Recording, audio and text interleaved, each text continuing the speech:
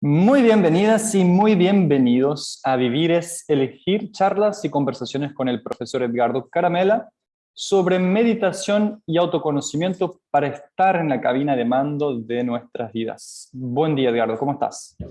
Hola, Rodo, ¿qué tal? Muy Muy bien. bien, ¿Sí? ¿Vos? contento. Vamos a ver qué podemos destrinchar, como dice el profesor de Rosa en portugués. Destrinchar. Está llegando el verano, eso siempre ayuda. Bueno, el verano no, pero la primavera siempre ayuda a estar Sí, de mejor humor. hoy día de mucho sol, Por eso. lindo día para empezar la semana. Vámonos. Entonces, la pregunta que tengo para arrancar hoy es si la alimentación o hay una alimentación, o si deberíamos pensar en la alimentación cuando pensamos en meditar, si hay una alimentación adecuada o más apropiada. Y, y no solo alimentación, si los hábitos, otros hábitos. Yo estoy pensando, por ejemplo, si un deportista para ese deporte quizás tenga que pensar sus hábitos alimentarios y no solamente, y si eso tiene un paralelo en la meditación, si eso afecta la capacidad de llegar al estado de meditación. En realidad, si sacamos la palabra meditación a tu pregunta y ponemos cualquier cosa, cualquier actividad, y más si es alguna actividad que incluso implica un poco más de uso del cuerpo. Siempre usamos el cuerpo, hasta para estar acostados usamos el cuerpo, pero que sea como más activa, que tenga técnicas, ejercicios y demás. La alimentación es fundamental. O sea, a veces nos olvidamos de algunas frases que son como muy, como sutras, como aforismos, y que son muy precisas con algunas cosas, y que por a veces su simpleza esconden la profundidad, ¿no? Aquel somos lo que comemos, que se le atribuye al famoso Hipócrates, es así, o sea, somos lo que verdaderamente comemos. Si uno piensa que lo que pone en su organismo en términos de alimentos pasa a ser uno, pasa a ser parte de nuestro cuerpo, ya sea temporariamente o no, pero deja una marca. eh, Obvio que cualquier cosa que uno quiera hacer y que sea algo tan amplio como lo que buscamos, que es una transformación en muchos aspectos de la persona que accede al estado de meditación, es obvio que la alimentación la tenemos que pensar como algo importante. Con esto, ¿qué quiero decir? Si alguien me está escuchando y no le interesa la práctica de meditación, simplemente está por curiosidad, que tome el consejo de que ponga su atención en la alimentación, en que revise cómo come, porque estamos en tiempos en donde se come mal, muy mal. Se come por velocidad, se come por ansiedad, se come por estrés, se come por un montón, por causas emocionales. Y lo que sí cambió con relación a otros tiempos, no es que antes fue mejor. En un aspecto, en esto pareciera ser que ahora es mejor, pero lo que es mejor a veces se transforma en algo que no es tan bueno. Es que tenemos mucho acceso al alimento, mucha facilidad de acceder a un alimento. Tenemos alimentos en nuestras casas, tenemos formas de conservarlos durante largos periodos, entonces podemos abrir el freezer y tenemos allí a nuestra disposición un montón de cosas que ni nos acordábamos que las habíamos guardado allí. Cruzamos la calle y tenemos negocios que venden alimentos, y muchos con alimentos que no son alimentos, pero que son altamente tentadores de nuestro deseo, de la pulsión de llevar eso a nuestra boca, ¿no?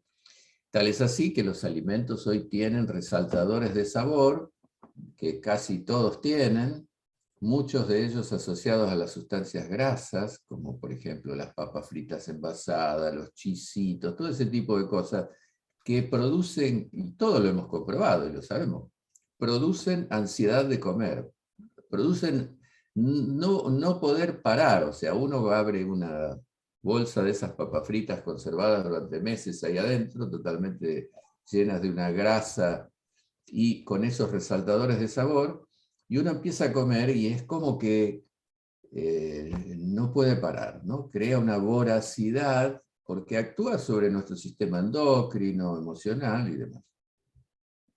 Entonces, si nosotros queremos aquietar nuestro pensamiento para entrar en el estado de meditación y ponemos sustancias químicas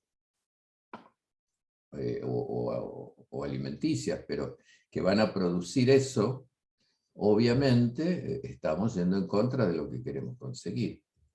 También se come excesivamente en la mayoría. O sea, esto que voy a decir es una frase dicha por muchos nutricionistas. Estamos en un planeta gordo, o sea,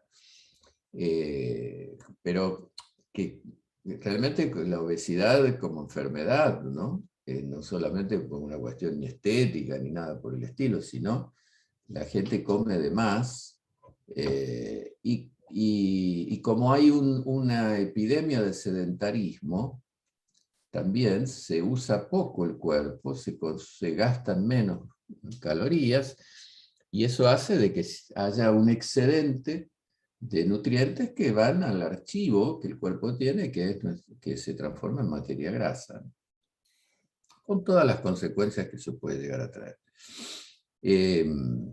Por lo tanto, es uno de los hábitos muy importantes para la vida en general, para la calidad de vida y, por supuesto, que afecta directamente la meditación. Ahora vamos más específicamente. Si vos acá seguramente estás pensando en preguntarme, bueno, ¿y cuál sería la alimentación más adecuada? Entonces, en primer lugar, recordemos que la meditación como técnica surgió hace 5.000 años en la India. La alimentación de ese pueblo siempre fue, y sigue siendo, básicamente lacto-ovo vegetariano. O sea, lo del lacto-ovo en forma variable. Algunos consumen más lácteos, otros consumen menos, algunos consumen huevo, otros no lo consumen. En la India no se come mucho huevo, o sea, sí lácteos, y tampoco se come mucho queso. Se come yogur, lassi, que es una bebida de yogur más líquido con a veces jugos de frutas o condimentos. Entonces predomina en el hindú, no en el habitante de la India, sino en los que adhieren a ese sistema filosófico y comportamental llamado hinduismo, una alimentación sin carnes. Bueno, eso está atado a un montón de principios, ¿no? A una relación con la naturaleza, a una relación inteligente con el animal que da los lácteos, que por excelencia es la vaca, las ovejas, las cabras, que si se las comen pierden la proteína que ofrece el alimento, que es la leche, especialmente en los lugares donde cuesta conseguir el alimento, donde son lugares donde hay mucha pobreza también. Así como encontramos una riqueza extrema, también encontramos una gran diferencia. En determinadas castas es muy difícil el sustento diario. Entonces, bueno, con un par de copas de leche en el día y un poco de alguna otra cosa, más o menos van consiguiendo pasar el día, digamos, ¿no? Y por uno acá nunca sabe si esto fue por crear una forma de vida más inteligente y se buscaron preceptos ligados a sus creencias y a sus dharmas y demás, de respetar mucho la vida de los animales. Así hay zonas donde los monos son sagrados, hay grupos que son tan cuidadosos de la vida que no salen de noche para no pisar sin darse cuenta un insecto, por ejemplo. O sea, hay un caldo de cultivo en esa sociedad, por ejemplo, donde se le presta mucho más atención a esas cosas y a la naturaleza que en los pueblos occidentales, por ejemplo, ¿no? Donde no hay mucha asociación. En fin, por varias cosas, por costumbres, por creencias, por tradición, por aspectos devocionales, por lo que quieras, siempre se recomendó que para la práctica de meditación se buscara una alimentación que no incluyera carnes, preferentemente. ¿Esto significa que no lo puede intentar quien come carne? Sí, lo puede intentar, pero es como decir, bueno, yo ahora quiero correr, ahora estoy trotando un poquito los fines de semana, no sé, pero yo quiero avanzar y llegar a avanzar y poder en un año o dos anotarme en una competencia, en una maratón o media maratón. Bueno, voy a tener que hacer algo un poco más cuidado para tener más resultados. Bueno, con esto es lo mismo, con la meditación es lo mismo. Pero mi consejo es que sea una alimentación saludable, que sea variada, que sea sabrosa, que nos deje que el acto de comer sea un acto feliz, que podamos ir adaptando nuestra alimentación para que sea una alimentación que nos haga bien en el punto de que sea de fácil digestibilidad.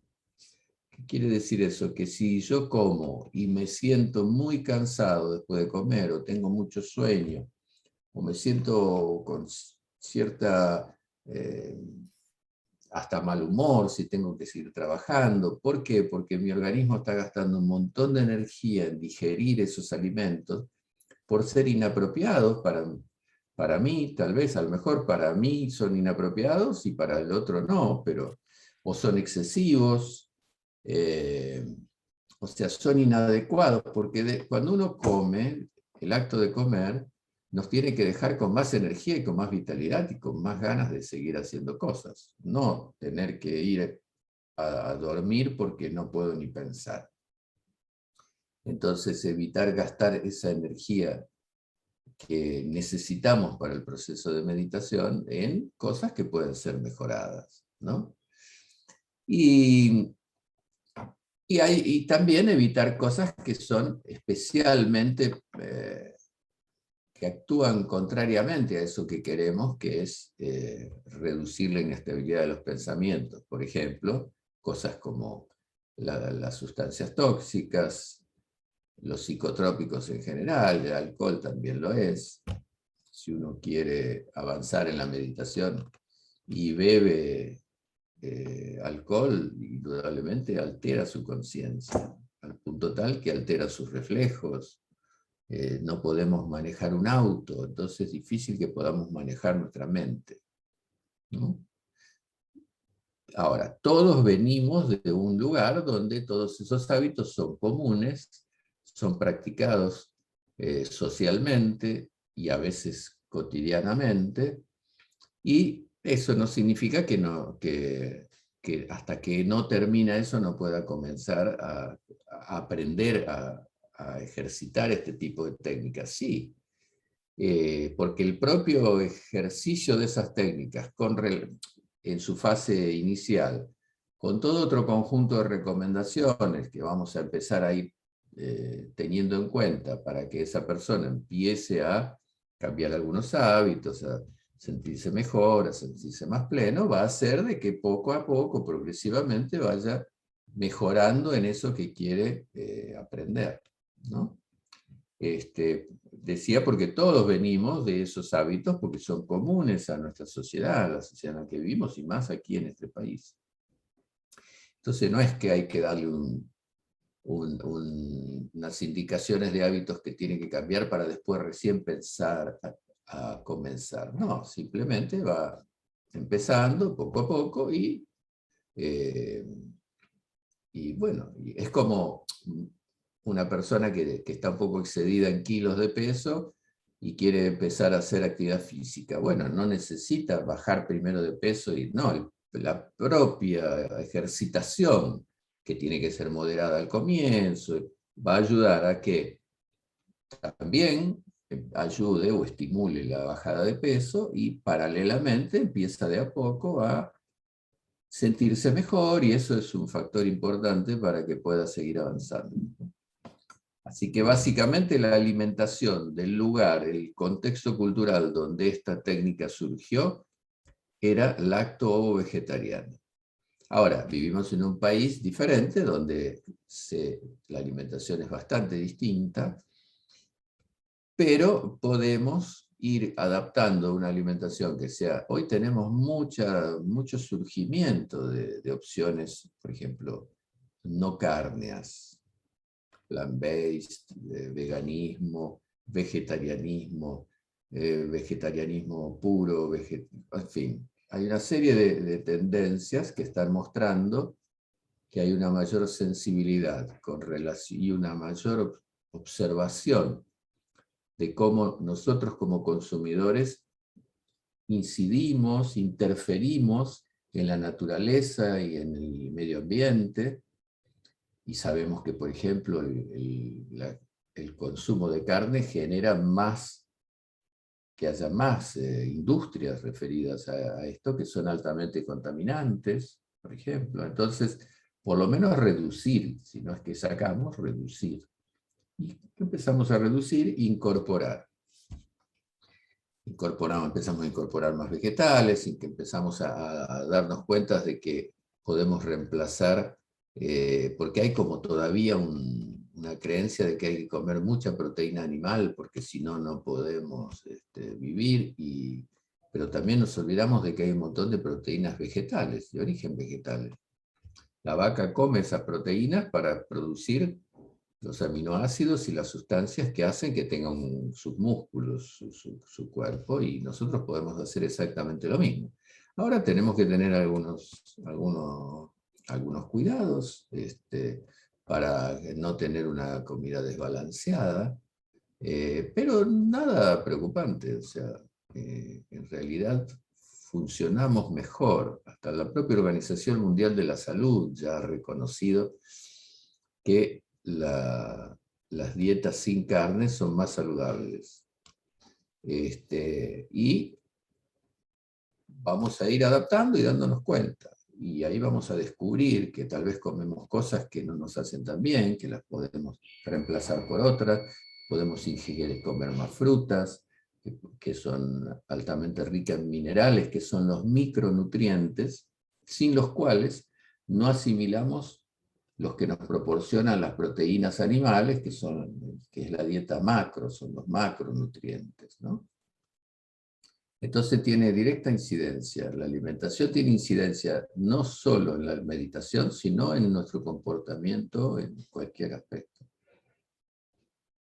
Y todo esos cambios, esos ajustes a la alimentación y los hábitos, pueden producir, o sea, en la práctica, cuando uno quiere avanzar en la meditación, cambia la forma como se da el ejercicio. Uno queda más perceptivo, incluso se come un poquito menos o se practica un pequeño ayuno.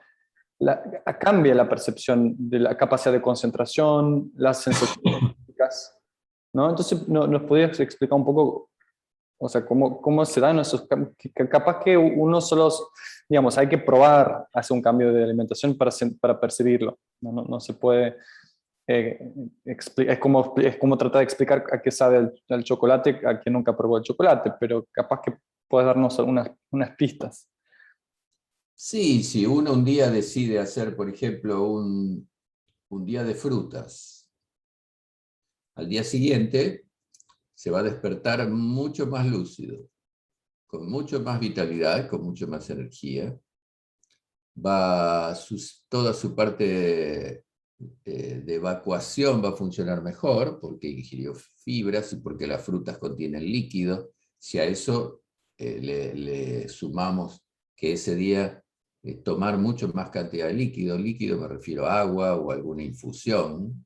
El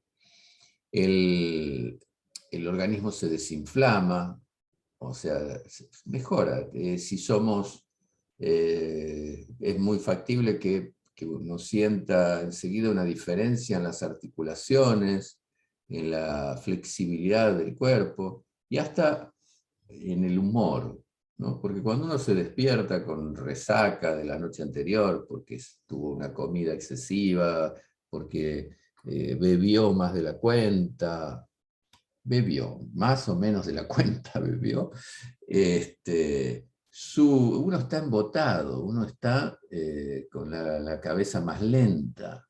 Pero tiene que recurrir a un café fuerte para poder que la cafeína lo despierte. Bueno, al contrario, lo más factible es que si hace un día completo de solamente comer frutas, es posible que duerma menos horas porque va a estar con ganas de despertarse, de hacer cosas, de vivir ese día. Y si hace un ayuno, más todavía, ¿no? Entonces la frugalidad, el recurrir a estos periodos de limpieza orgánica, utilizando ya sea dietas de frutas o ayunos, el reducir las comidas pesadas, todo eso hace que nuestra mente, que está ligado a lo que el cuerpo siente, a los sentidos y demás, uno se sienta mucho mejor. Y también porque el estado de conciencia de meditación nos conecta con ciertas percepciones sutiles que se reducen, que empiezan a estar menos presentes cuando nosotros tenemos conductas que nos traen hacia lo denso, digamos, ¿no? Hacia lo rústico un poco más. Hay ciertas sensibilidades que empiezan a percibirse menos. Si uno ve cómo eran entrenados los combatientes hasta hoy, todos los que pasamos por las filas del ejército, pasamos meses siendo maltratados de todas las formas. Es como un trabajo de embrutecer a esa persona para que sea más rudo, más rústico, ¿no? No se fomenta, no te llevan a exposiciones de arte, a escuchar música clásica, a tratar de cuidar el cuerpo, la piel y demás, que sensibiliza, que lleva a la persona a una conexión con aspectos más sutiles. No, es todo exactamente lo contrario. Entonces, por ejemplo, una de las cosas que se come y mucho, porque además todos los alimentos tienen, y aunque uno no le agregue eso a la comida, lo consume igual, es la sal. Se come exagerada cantidad de sal. La sal corta, reduce la conexión con esas percepciones sutiles.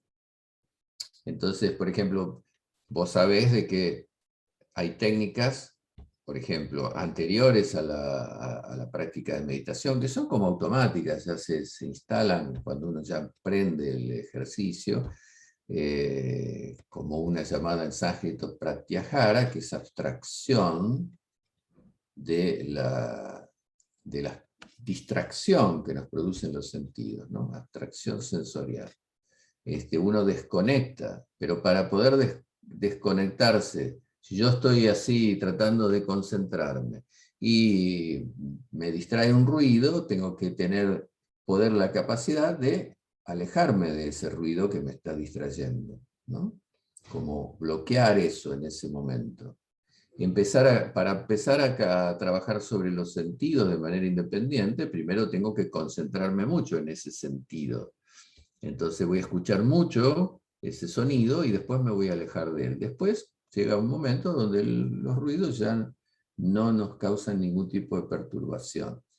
Y empezamos a descubrir que hay sonidos internos, que hay sensaciones internas a las cuales no les prestamos atención porque estamos generalmente llevados hacia afuera por la vía sensorial.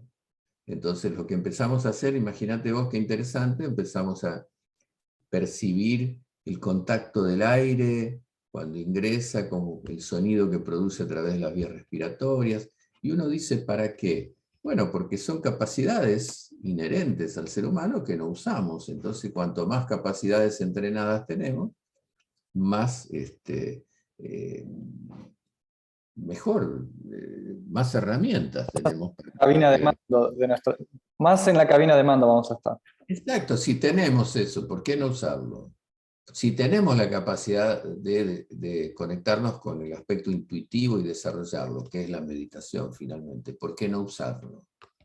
Entonces, para todo ese tipo de capacidades de desarrollo, para todo hay otros elementos que son colaboradores o perjudiciales. Si yo quiero danzar clásico, bueno, tengo que hacer determinados ejercicios previos también. Tengo que, obviamente, tener un peso adecuado, tengo que tener horas de descanso, porque estoy sometiendo a mi cuerpo a un esfuerzo muy intenso durante el entrenamiento y durante mi actuación. Estoy realmente exigiéndolo al máximo. Entonces voy a precisar también tener un nutricionista que me ayude con la dieta. Y con la meditación es exactamente lo mismo. Lo único que hay determinadas cosas más fundamentales que otras. Por ejemplo, esto que yo te decía, alcohol, drogas, y eso, bueno, si una persona quiere aprender a meditar y quiere continuar, porque si viene de allí, pero decide modificar eso, ok, pero si no, no va a lograrlo, no va a lograr lo que quiere, porque verdaderamente primero tiene que comenzar con etapas previas, ¿no?, al proceso meditativo. Posiblemente va a poder concentrarse más, igual entrenando las técnicas, y va a poder mejorar algunas capacidades, pero bueno, el estado de meditación posiblemente ya va a ser. Claro, lo previo, que es, creo que alguna vez hablamos, incluso yo en algún momento me invitaron a dar una charla que se llamaba Alrededor de la meditación, que eran todos los elementos que ayudan. Obviamente que si esa persona empieza a aquietarse, a respirar mejor, a conectarse sobre los sentidos, ver si está muy disperso, tratar de calmar la inestabilidad de su mente, lo cual va a ayudar a que calme su ansiedad. Todo eso en su conjunto lo va a hacer sentir y descubrirse también él, de que hay una necesidad hasta orgánica de que empiece a hacer algunos ajustes, algunos cambios, y va a empezar a fortalecer su voluntad. Porque el hecho, si la persona es ansiosa, por ejemplo, y empieza a ejercitar, quedarse 10 minutos quieto en una silla o en una posición sentado en el piso, tratando de pensar solo en una cosa, al principio su nivel de ansiedad va a tratar de explotar, va a tratar de resistirse, pero si vence eso, y al principio va a lograr un minuto, después va a lograr 2, después 3, después 5, y después va a sentir placer de hacerlo, bueno, ganó un montón. Empezó a administrar algo que lo perturbaba, porque toda persona ansiosa quiere dejar de serlo. Quiere regular su ansiedad, quiere administrar su ansiedad, no ser presa o preso de ella. Lo que pasa es que no sabe cómo hacerlo, entonces por ahí recurre a un fármaco como una manera, pero en realidad si uno quiere tener la capacidad de, me estoy poniendo ansioso, bueno, yo sé cómo que ese bicho, antes que me coma, lo aquieto. Perfecto, es fantástico, ya logró eso. Ahora, eso es necesario para poder entrar al estado de meditación. Pero ya pensemos, por eso yo siempre digo, quien quiere comenzar, que comience desde cualquier lugar en el cual se encuentre. Ahora, es el instructor, el profesor, el que va a ir analizando qué tipo de técnicas le va a ir dando a esa persona para que gradualmente vaya avanzando desde un lugar placentero y acercándose cada vez más a eso que él desea, que es llegar a ese estado llamado meditación. Muy Cuando bueno. llegó ahí, todo eso otro ya lo sabe administrar. No es que lo haya sacado totalmente, pero sí lo sabe administrar. Sin duda. Y la alimentación también puede ser una forma de aumentar nuestra sensibilidad. Vos hablaste en un momento de que ser más sensible o ser más perceptivo, de alguna forma está relacionado con la capacidad, la habilidad de concentrarse más, de llegar al estado de meditación. Y también la alimentación puede ser una forma de desarrollar nuestra sensorialidad, digamos, en el sentido de ser más perceptivos, de sentir más los sabores, usar quizás una alimentación que sea más especiada, que explore. Podemos concentrarnos más y usar los propios ejercicios de concentración, ¿no? En el acto de comer. ¿Puedes explicarnos un poco qué consejos tenés en ese Sí, ámbito? tal vez yo siempre fui muy ligado a la alimentación, a la cocina sobre todo. No soy ni un chef ni un nutricionista experimentado, pero siempre estuve conectado con la culinaria, con la cocina, porque nací en una familia que le daba mucha importancia a eso. Hay familias que le dan más importancia y otros menos. A la cocina le daban importancia, a la comida. Era una típica familia italiana donde yo nací y ya estaba en la cocina. Entonces aprendí a cocinar y aprendí a cocinar de una manera. Después fui adaptándome y dándome cuenta de que en vez de ponerle 1 kilo de manteca, le puedo poner 2 cucharadas de aceite de oliva, que queda tan sabroso, y que a veces son hasta paradigmas que existen en la cocina, ¿no? Hay que sacarle el germen, ese hilito al ajo, porque si no, yo no sé de dónde salió eso, pero yo he probado sin el germen ese y con, y el resultado es exactamente el mismo, no cambia el aliento, nada, no, es exactamente y como eso. Hay que ponerle sal gruesa a las berenjenas para que no sean amargas. No sé de dónde sacaron eso, pero prueben las dos cosas y las dos formas. Lo que pasa sí que hay que ver cómo está la berenjena antes. A lo mejor es una berenjena que está demasiado verde o está demasiado pasada. Bueno, en fin. Ahora, para mí es una de las artes más completas, porque justamente cuando uno va a una exposición de pinturas, se siente, queda extasiado ante un conjunto de expresiones artísticas que tocan los sentidos, la visión y otros, emoción, hay una serie de cosas. Y lo mismo pasa si uno va a escuchar a una sinfónica tocar, y todo lo que tiene que ver con el arte mueve nuestro plano sensorial. Y la cocina lo que tiene, que nos toca en un lugar muy fuerte, primero del inconsciente colectivo, que es esa memoria colectiva humana, en donde dependemos del alimento, y el alimento siempre fue objeto de importancia, porque todo lo más importante que ocurre en nuestra vida ocurre frente a una mesa servida con comida.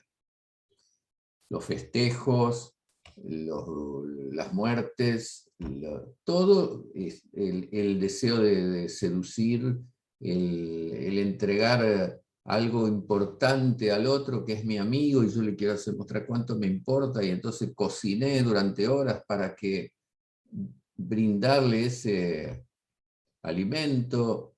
O sea, lo primero que se hacía con un viajante incluso desconocido, en la época en que la gente caminaba a pie días y llegaba a una casa y se acercaba a ver si podía recibir ayuda o algo, lo primero era compartir su mesa, compartir el pan, incluso si había poco que comer, como un gesto justamente de buena convivencia, de amistad, en fin, siempre la comida está muy, muy presente, y la comida se toca, tiene que ver con el tacto, incluso cuando preparamos los alimentos, tiene que ver con los colores, con los aromas.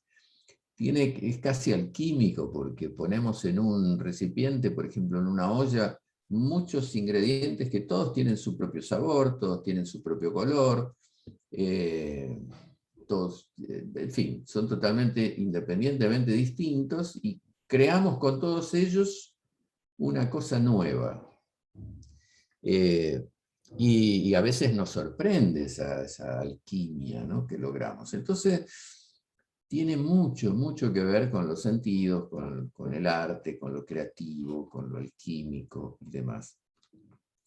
Y nos toca, porque en realidad y no pedir delivery, sino hacer la comida, preparar el alimento. ¿A quién no le gustó alguna vez en su vida haber hecho con alguien, con su abuela o algo, no sé, un domingo amasado ñoquis? Ese hecho de compartir, o haber amasado un pan, o sea, es sumamente, nos toca profundo, es algo atávico, es algo interno, es algo que está en nuestra memoria colectiva, o sea, y nos pone feliz compartirlo también.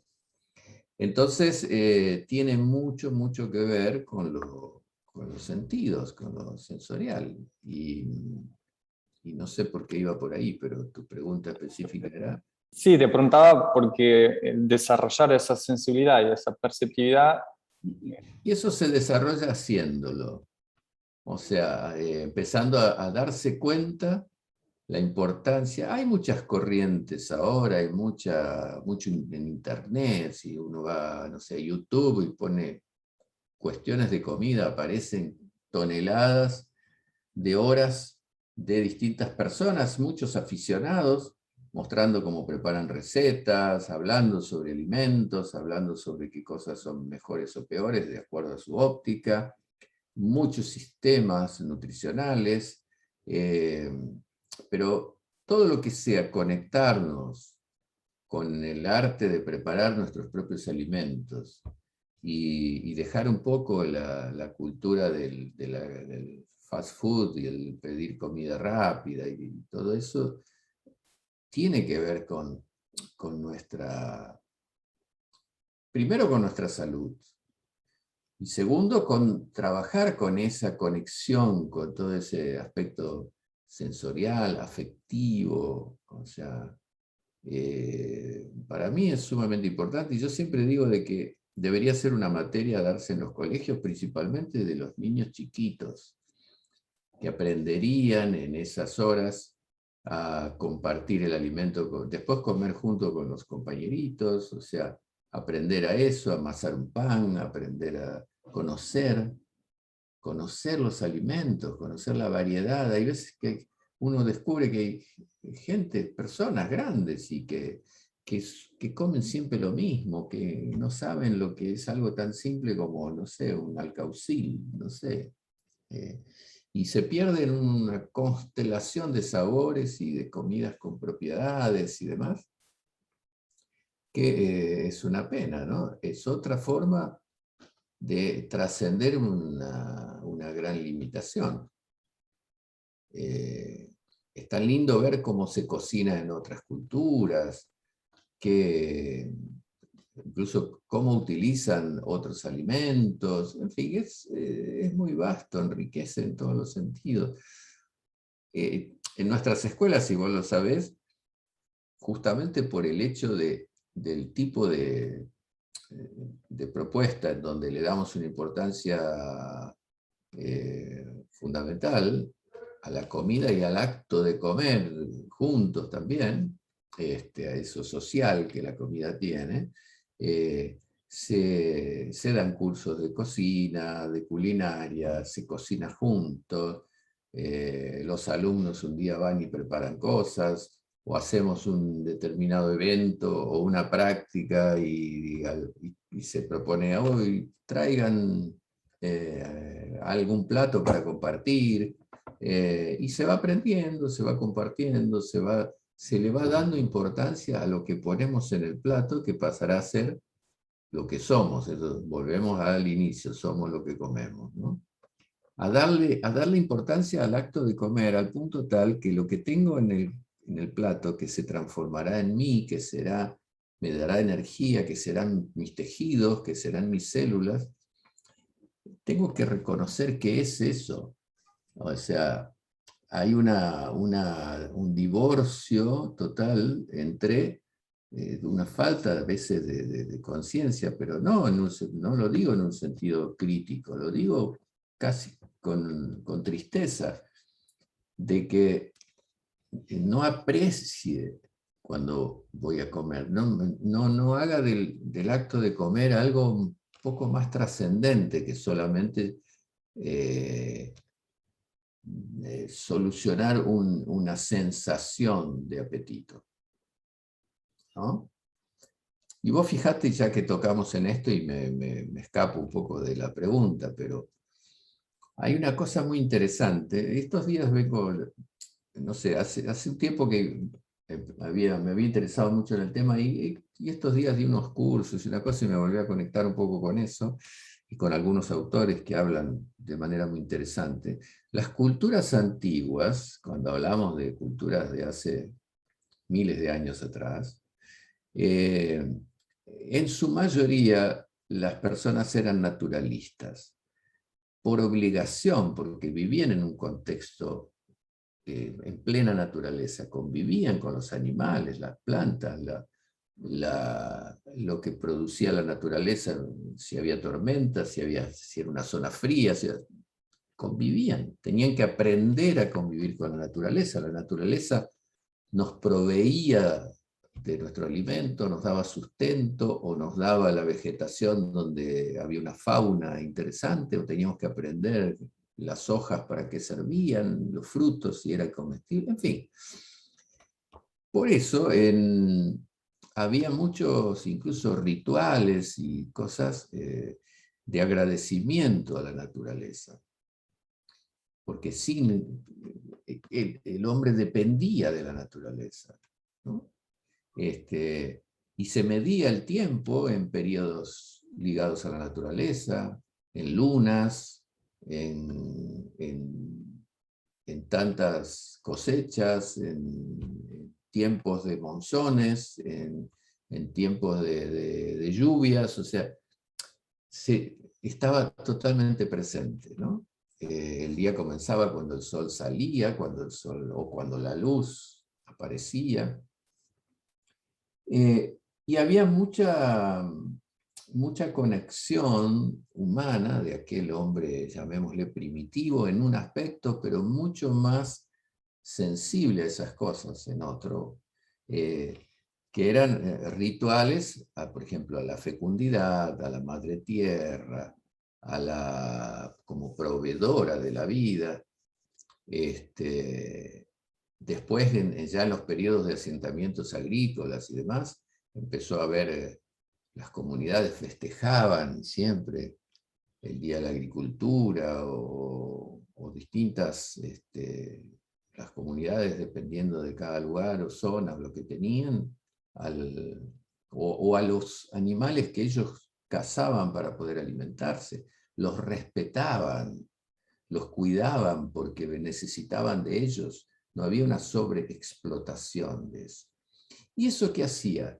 Que el hombre se pusiera en un lugar de percepción, digamos, o sea que sacralizaba su vida. Pero atención, no digo esto con un sentido religioso, sino que le daba un sentido mayor a las cosas. O sea, hacía las cosas en pos de algo mayor que él.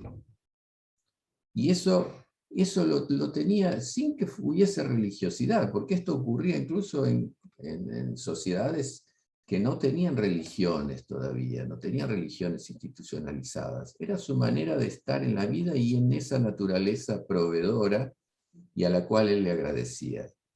Entonces, si un día podía comer, lo agradecía, sentía que había algo en torno a él que le había permitido vivir un día más. Si todo, la sexualidad se sacralizaba porque era una forma de fecundar vida, o sea, todo tenía un sentido, se le daba un sentido, se le asignaba a las cosas, ese sentido que hacía que si yo estoy en un ámbito en donde dependo tanto de ello y le agradezco tenerlo, porque podría no tenerlo, lo cuido un poco más. Mi relación con ese medio es distinta. Con el tiempo, llegamos a un punto donde el hombre está totalmente perdido de ese eje de conducta cotidiano y se ha volcado a una manera totalmente profana de relacionarse, simplemente por la utilidad que eso le brinda de manera inmediata. Ayer estaba mirando un documental en Netflix, no sé si era Netflix, no era en Netflix, era en otra plataforma, no me acuerdo, que era sobre el Círculo Polar Ártico y sobre los osos y sobre la importancia. Ahí en la bahía de Hudson hay una ciudad muy pequeña, muy chiquita, llamada Churchill, creo que corresponde a Groenlandia, y recibe muchísimos cientos de visitantes por año, en la época que se puede llegar hasta allí, por los hielos, a, a, a vivir con los osos, a ver los osos polares. Obviamente que hay hasta una policía de osos, o sea, que cuidan que la gente no haga estupideces porque los osos tienen hambre. Pero a lo que voy es que hay muchos reportajes a las tribus esquimales, inuit, creo que se llaman los habitantes de la zona, y cómo ellos hablan. Un viejito entrevistaron, que era emocionante, cómo él hablaba de los osos y la importancia que tiene y han tenido en sus miles de años de descendencia, y él hablaba con un sentimiento en donde uno se daba cuenta que verdaderamente estaba en una posición de agradecimiento a eso, de poner eso como una, casi eso, sacralizándolo sin religiosidad, colocándolo en un lugar verdaderamente relevante, de importancia. Y paralelamente a eso, la gran división en esa ciudad es votar ahora para, justamente como los hielos se están derritiendo un poco más, darle con todo a los recursos minerales, que hay muchos en la zona, lo cual va a significar que hasta van a sacar minerales radioactivos, ya que están con carga radioactiva, y bueno, y va a haber un desastre ecológico, porque los bichos van a sufrir la radioactividad, o sea, va a cambiar totalmente la fisonomía del lugar, en fin, claro, se va a ganar dinero por los próximos años. Pero después también habrá una serie de perjuicios, tal vez irrecuperables, ¿no? Entonces, eso de algo tan simple como sentarnos a comer, sin hacer de esto una cosa que tiene que ser un ritual, ni una ceremonia, ni nada, pero simplemente sentarnos, mirar lo que vamos a comer, haberlo preparado antes. Y uno dice, bueno, no tengo tiempo, eso es relativo. El tiempo existe si hay ganas y hay conciencia para obtener fragmentos de tiempo, porque yo también preparo mis alimentos y durante los fines de semana hago un poco más de cosas y guardo, y después es solo mezclar, calentar, condimentar y demás. O sea, si uno va a un restaurante, se sienta y espera, tiene que esperar 20 minutos como mínimo para que le sirvan el plato. En 20, 25 minutos en nuestra cocina preparamos lo que tenemos que preparar. O sea, lo que pasa es que estamos desacostumbrados a darle valor a eso. Y olvidamos, y en eso es donde todo lo que es nuestra conciencia se amplía, olvidamos que eso nos va a dar más salud, más placer, más bienestar, haremos más economía, gastaremos menos dinero, sabremos verdaderamente lo que estamos poniendo en nuestro cuerpo, porque nunca sabemos cómo se cocina detrás de esa pared. Suponemos que de una manera, pero verdaderamente sabemos lo que comemos y somos nosotros los que estamos preparando nuestro plato. Y además es una aventura alquímica el acercarnos a la cocina.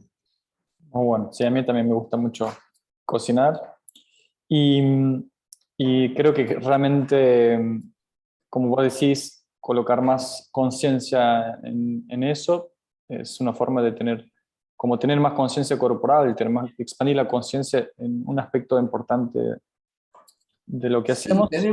tenemos mucho poder como consumidores. Es la única forma de cambiar esto, porque verdaderamente, por ejemplo, ¿por qué ahora hay empresas grandes que antes eran grandes fabricantes de hamburguesas tradicionales y ahora están haciendo sustitutos de esas hamburguesas sin carnes? Porque hay un público consumidor que demanda eso. Porque ahora se está por atrás de que los alimentos tengan los rótulos de lo que verdaderamente etiquetados y demás, que lo que verdaderamente contienen. Porque hay una demanda de un público que no quiere ser engañado con productos que son nocivos para la salud.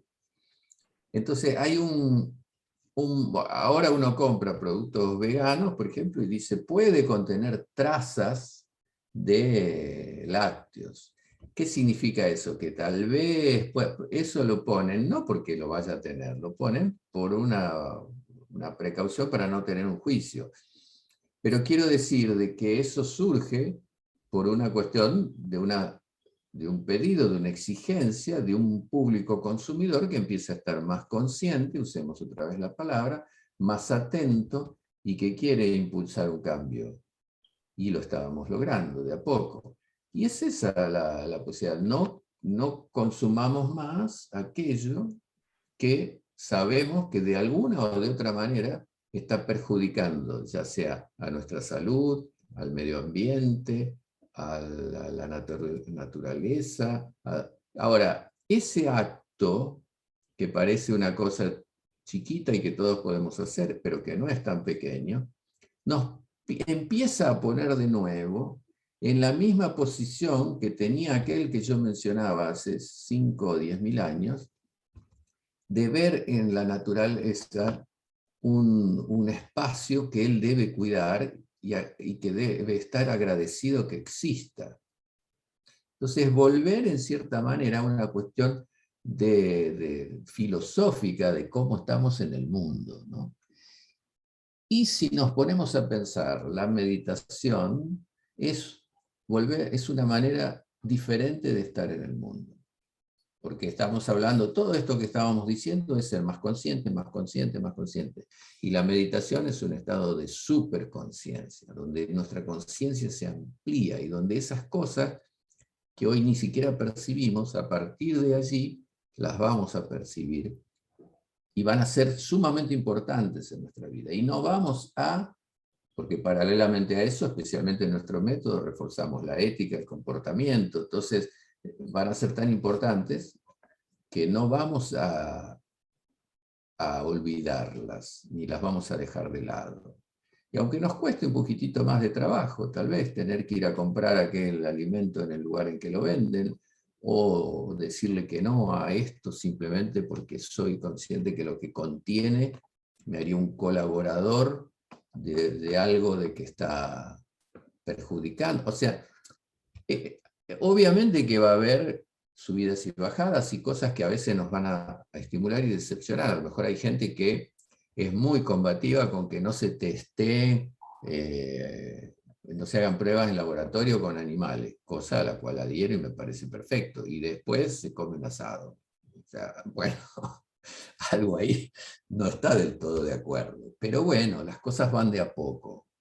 Tampoco tenemos que exagerar. Sabemos que los cambios son progresivos, ¿no? Y bueno, bienvenidos sean todos aquellos que se quieran acercar a empezar a cambiar de a poquito, a darse cuenta de que hay un montón de cosas, como nos pasó a nosotros, que en este momento se nos pasan por delante y no las detectamos. Y a partir de que empecemos a querer verlas, vamos a empezar a ampliar nuestra visión y en función de ellas nuestras actitudes. Muy bueno. Bueno, Edgardo, llegamos al final de nuestra conversación de hoy, con una nota interesante, y nos despedimos ahora y la semana que viene nos volvemos a encontrar, si te parece bien. Me parece, y nos vemos con ganas la semana que viene. Y a todos los que nos estén viendo por alguna causa que sea, ya sea curiosidad o crítica o lo que quieran, háganos llegar sus comentarios.